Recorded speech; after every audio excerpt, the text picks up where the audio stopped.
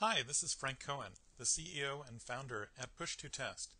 Push2Test enables reliable delivery and operation of modern Internet applications. Just about every medium and large size organization is in the process of adopting rich Internet application techniques to deliver a more productive IT-based experience for their customers, employees, vendors, and even partners. Push2Test delivers software, services, and methodology to ensure reliable customer delivery of their RIA-based IT systems.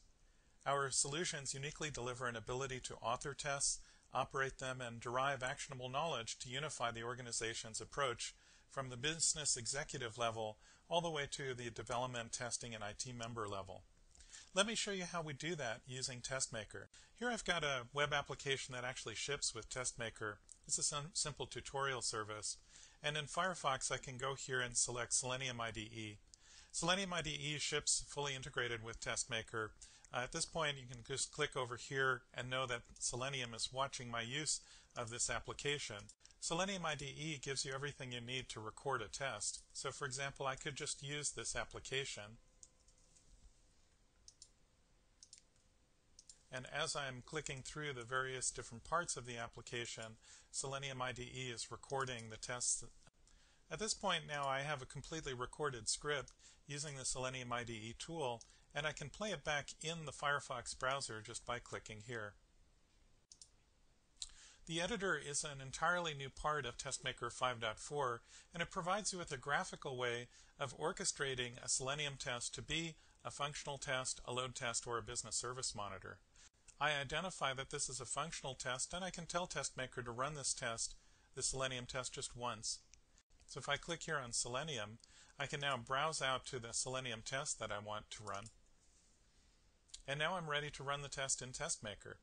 If I wanted to take the additional step of data enabling the Selenium test, I can click here under Add DPL.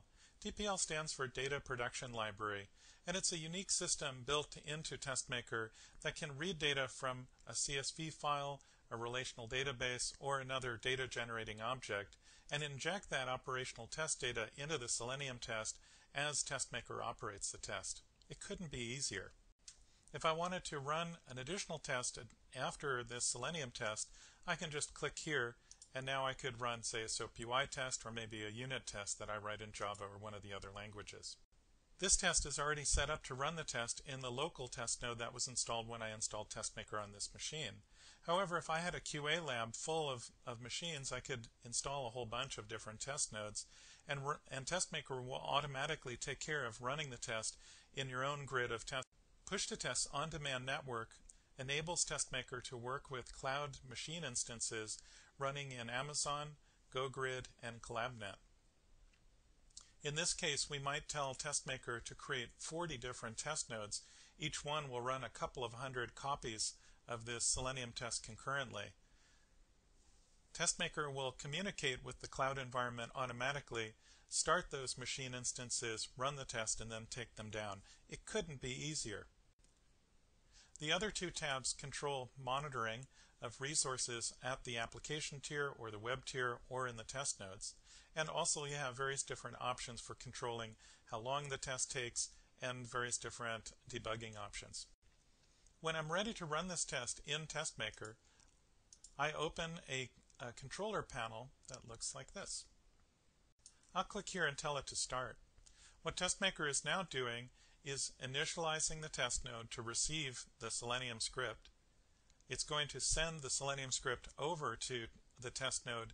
Any needed data, like the CSV file that will inject operational data into that Selenium script, will be sent over to the test node automatically. The test node will operate the test step by step, and it will keep track of how long each step of the Selenium test takes to operate. And then TestMaker will return the results to the local machine and show me a chart indicating the success or failure of each operation within the Selenium script. If I want to see the actual action as it's happening, I can click here under Output, and this will show me the different status reports as the test is operating. This test finished, and you can see the checkmark items indicate successful operation for each of the steps within that Selenium script. Plus, TestMaker is showing me the duration it took for each step to operate. and the overall success or failure of this transaction. When I'm ready to operate this same Selenium test as a load and performance test, I just need to go back over to the editor, and under the General tab I can now select Load and Performance Test. While this is running, I'm going to show you one other thing that we can do with TestMaker, and that is to repurpose the same Selenium script to be a business service production monitor. In this case, I'll tell it to operate that Selenium test in the use case every 10 minutes, showing me a visual indicator of the success or failure of the application. In many cases, we see TestMaker users starting in functional testing to make sure that the test itself is configured right and that the application is actually functioning properly. Then they'll immediately pivot into load and performance testing. If they encounter performance or functional issues in load testing, they can always pivot back to functional testing just by clicking that one button within the editor. The new TestMaker 5.4 also incorporates several changes that make it fully integrate with continuous integration environments. Now you can do nightly builds and nightly tests.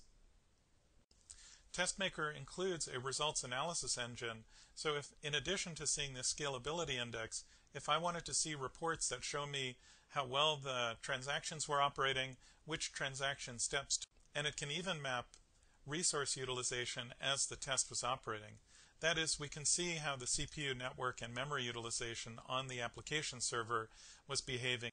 Once TestMaker is done operating this test, TestMaker will display the additional charts that I've requested, and it will also put the charts into an HTML report that can easily be published. So with this one tool, I was able to repurpose a test written in Selenium to be a load and performance test, a functional test, or a service monitor. TestMaker also fully supports SOAP and REST-based service testing using soapUI.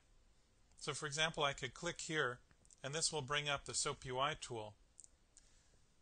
TestMaker ships with a tutorial service called BrewBiz Web.